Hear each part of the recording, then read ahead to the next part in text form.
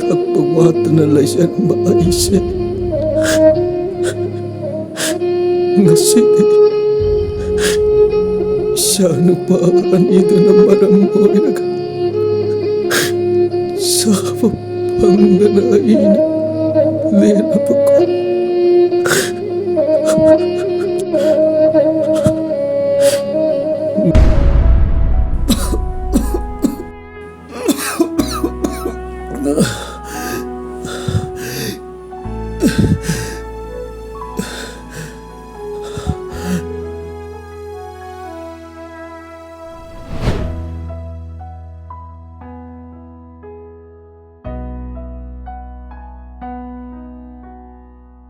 ngasidi chaba thakpa phangdaba misak haibado oireko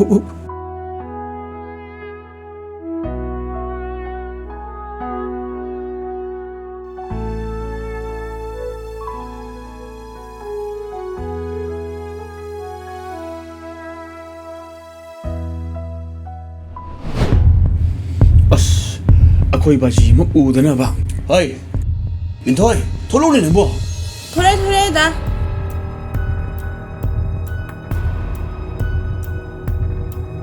कइनो दम तपिदु अखोई नौ थोलक तिंगने चलो जिरगा ngasi sei numit phai dana ma ju sakani ebane babam chalo ji lawse nang tapasina taso kaino to idu ai sung ji sakani haraga babam chani ngai si ka bain to ino yaima nang na dogi matang thiro noi bo sidine magi phana ba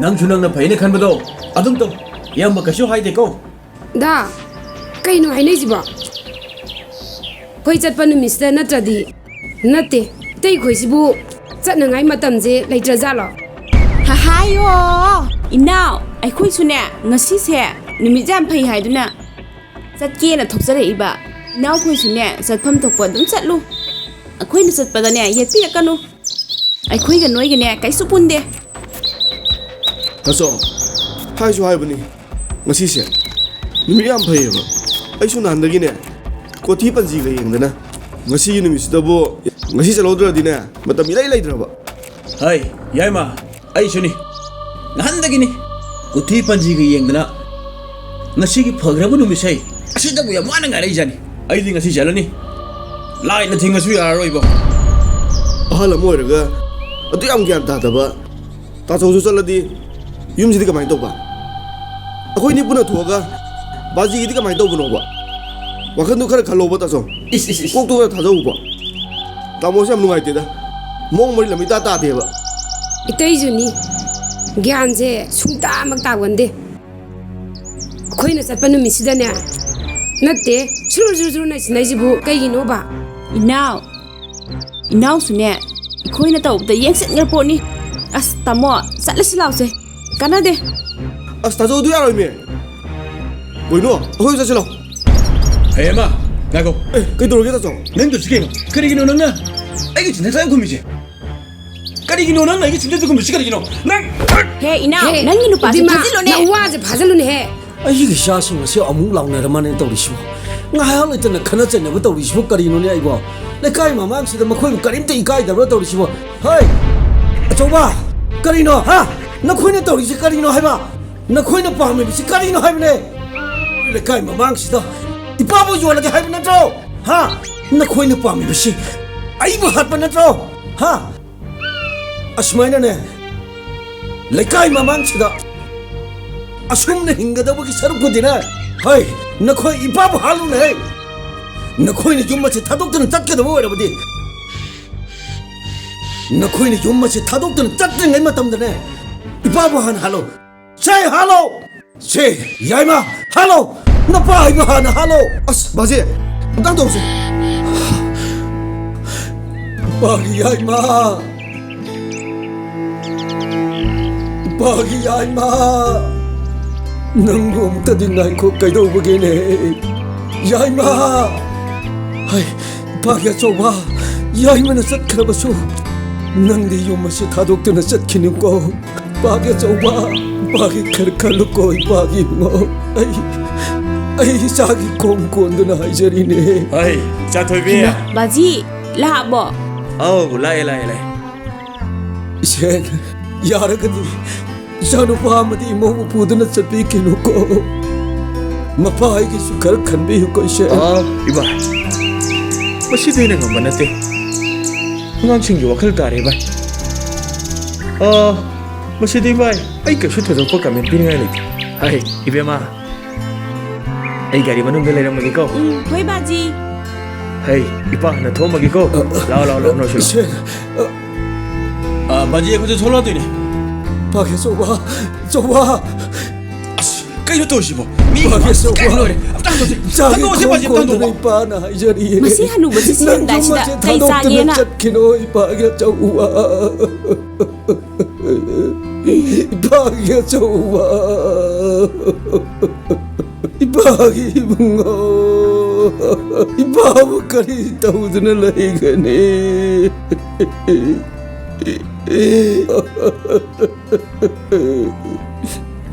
Ibagi bungo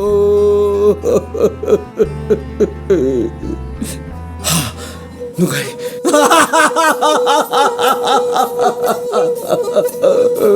Isapok sa maging mahay pangle ay nungay de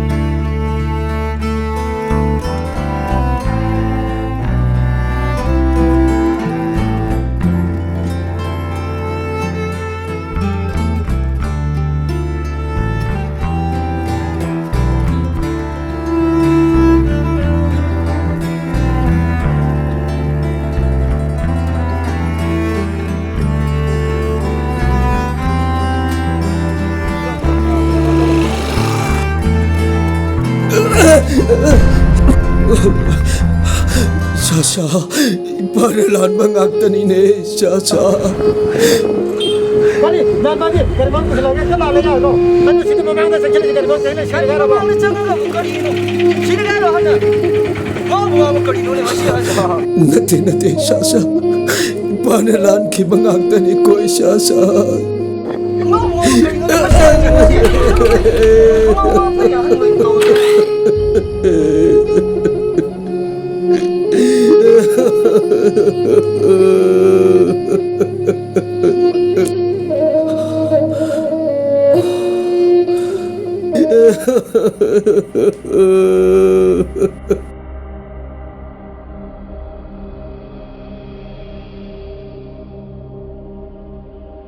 Nungsikreda, he punsi.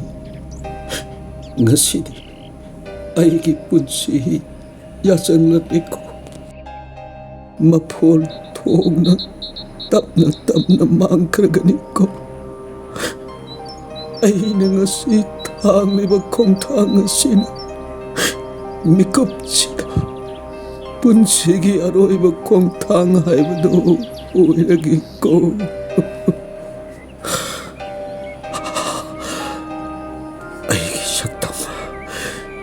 Aigi saktam mase isasini lekai kulsida abuk hanna wal kararoiko ngasi haiba numit asina aigi aroiba numit haibado oiragiko.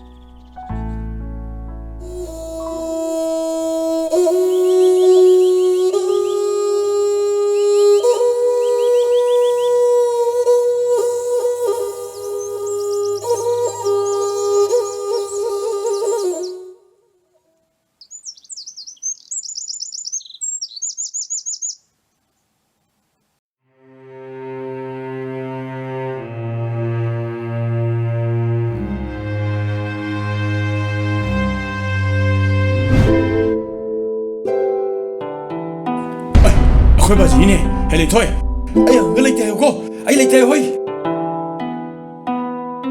ꯑꯁ ꯃꯁꯤ ꯑꯍꯟꯁꯤꯃꯨꯛ ꯂꯥꯛꯑꯦ ꯅꯨꯡꯁꯤꯗꯕꯅ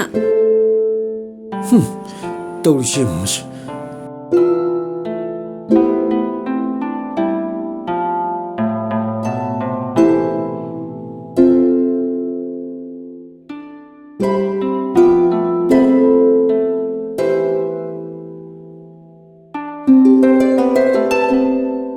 Bemalinthoy. Hi, nangi dadi nes lai kibro. 바지 마디 ꯂꯩꯇꯤꯌꯦ ꯊꯕꯛ ꯆꯠꯊꯣꯛꯈꯤꯕꯗ ꯉꯥꯏꯔꯤꯌꯦ ꯀꯩ ꯍꯥꯏꯒꯗꯕꯅꯣ ꯑꯩꯉꯣꯟꯗ ꯁꯨꯝ ꯍꯥꯏꯕꯤꯔꯝꯃꯣ Hi, ibema. Kari haigadabano na hangdrabasu. Pabung na lai base. Nasana khangbam thokpani ko. ꯑꯩꯈꯣꯏꯅ ꯀꯩ ꯈꯪꯗꯣꯏꯅꯣ 바지 ꯖꯤ ꯈꯣꯏꯁꯨꯅꯦ ꯑꯩꯈꯣꯏꯗ ꯌꯦꯠꯈ꯭ꯔ ꯄꯣꯠꯅꯤ Hi, pokpana ina pokka. Aduga nangna mapuga sadana. Hi, hausingne. Aine icha nupa se pudana chatpada. Kanana thinggadabano. ꯍꯥꯏꯌꯣ ꯅꯨꯡꯉꯥꯏꯕꯤꯔꯦꯗ ꯌꯨꯝꯗꯨꯗꯅꯦ ꯂꯩꯔꯔꯣꯏ ꯍꯥꯏꯗꯅꯅꯦ ꯃꯁꯥꯅ ꯃꯈꯣꯡꯅ ꯊꯣꯡꯅ ꯂꯥꯛꯆꯔꯕ ꯁꯤꯗ 바지ꯅ ꯄꯨꯔ ꯆꯠꯅꯤ ꯍꯥꯏꯕ ꯄꯨꯕꯤꯌꯨ ꯄꯨꯕꯤꯌꯨ ꯉꯝꯃꯗꯤ ꯄꯨꯖꯈ꯭ꯔꯣ ꯄꯨꯖꯧ 바지 ꯂꯦꯡꯕꯤꯔꯣ ꯑꯩ ꯊꯕꯛ ꯌꯥꯝ ꯂꯩ Hey! Nang ngangit karino? Ha? Nang ngangit karino haiba? Ai sunga sai ni tagi haidum tabri. Taba yaba amata yawdi. Ai sikanano. Ha? Ai sikanano. Nangi nakubong nato aisha. Ha? Nangi nakubong nato aisha. Karamba waiwata sizina ni khangdaba nangche. Ai nakhoi nama na pana tamidabro. Nama na pana takbidabro ne. Ai kokthoro. Napa do kokthoro. Ai ga wa chap chana ngang. Kokthoro. Ai hai 그동안에 그나그나노 아이 이봐이 그리노 누구늘로 위리드바 덤라 하이네를 수야바시다 실레카이메 모망시대 이까이로 이봐이 Ikai begini tene Ishan ki chanu pise wangang changang yamna phasada ba anla mandane kari karamba wangang ngang ga habido ishen khara takpi darmane ishen khara tambi Sidaki henjalabadine wado kaina rakani ko 헤라 이봐이 그리노 이봐이는 강 위리드바 락바가 라와이데기 핵등알 땀링나 하이게다 버리게 시카리 수컨더버 샤노 피시다 이봐이네 했다 고가고 또 지켜기노 스무 좀 브라바 알라 모라디네 잉나 싱글레임나 ngang mutam gadaba mutam tudane aigi shanu pinasu ibai respect tarokani adu dinate 이만 나 때까지 가자니 어디도 맞지 구멍도 아버니 Hai ishen ki chanu pise wangang changang yamna phasade ko lamcha chajat phasade haiba aine he boksoba ichado hojikti mapai bu mirai da sidale redana nangi na chanu pisina kari tokselebano ai gyan gantade yemun shen mapai se ubu sungya yade nati masibu kamdo bunu haiba 이봐이 미다 키니네 아이기 샤노 비너네 그리 떠오래 해봐도 아도 마이나 하기로네 이봐이 샤노 비디 마드람 비너 보너기로네 이봐이 낭기나 샤노 법하잖아 마나시나 야옹이 전날 내래 아이는 마법 거로 보냈더니 이봐이 콩로 통을 라키면 나트로 앙앙 셀리아나 보기 시대 클거리 할래게 앙앙 진짜이 이봐이기 낙들 내린 거 말해 야래 와마 갔다 나라곰지 이봐이 랭비로 Hai ishen adum to wangang mandane lajun saru pande haibagi matagum ngaginga ngabu ishena mantu to kono Hai wangang mandane ajomara khanga kane kharaga ngang batam kokthoro aigi chanu bada kokthoro aine mapai lai ngada aigi chanu bada pura chatkage 바지 ꯂꯩꯇꯦ ꯋꯥꯅꯦ ꯊꯕꯛ ꯆꯠꯈꯤꯌꯦꯕ ꯀꯩꯒꯤꯅꯣ ꯍꯟꯖꯤꯟꯖꯤꯟ ꯉꯥꯡꯉꯛꯏꯁꯤꯕꯣ Hai ibema nang tumilayo sina khoi ki wari na te ko 바보 그이노 그러고 나오시모 이까이 별로래 거기 움두고 문 나대시 미 팔네 바세 라오 콩노 또 위야면 나대바 거기 바지 시대바 이까이 별로래 Hai achoba nang ngang ki kaino ha napa aingoda dum ngang bang no bro ai nang che aine bokja bi chani ne mayam bang mak sita nang ba dum na ngang mangam lo bro nang ba ina lak tu na ching ba kana na kari hai gani ha lau nang ma si de ni jom atum 맞지? 타도 오지. 타도 막 쉽게 그런다 그러시고. 이만 막 타도 하래가 이봐. 그래도 그러시고. 내가 이만 멍멍치니 그러면 좋으니까 해버리 봐. ai ni cha warak chabre sida isen ke ma thok ta di hai achoba nang na si na pai mo maya mamang si jola ba na to ha nang ba gi sa ro 맞지? 나시 미얀마 망다. 아이고 말이야 그방을 달아봐. 달아.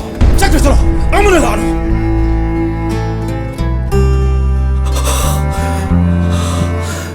choba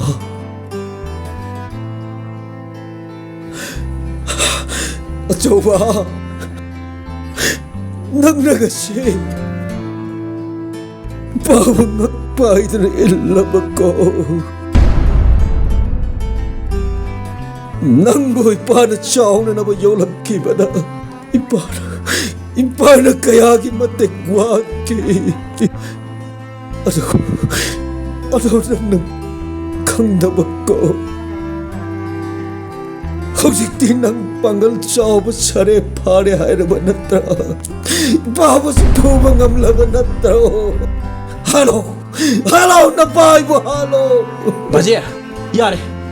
짝으로. 쏴야 필요없이 된다고 미 망대 미까래. 인토에. 짱가 실 없지. 깐죽간 우리도 월이지. 짜짜짜 생각나잖아.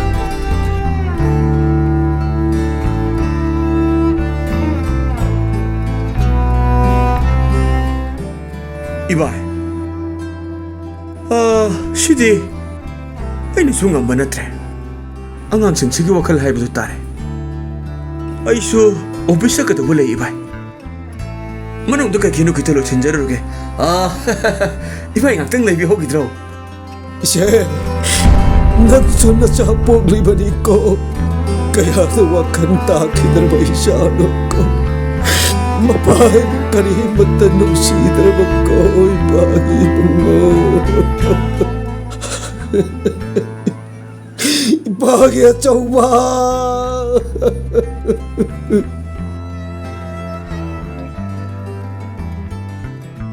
Isawa wakal na magtalitaro ka na umake. Mapahay isawa itrabag ko.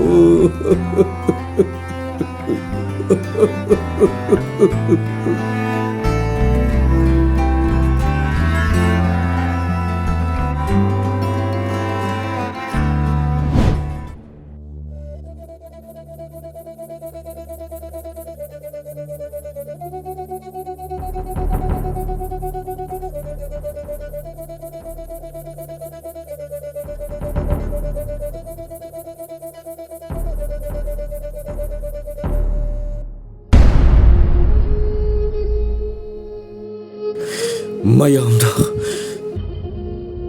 kaya hainaribu huwashe ngashide aingonda thumba ohenbiu ko nangi napana ai laimagi manakta tekta kaidana yowak ngamanbiu ko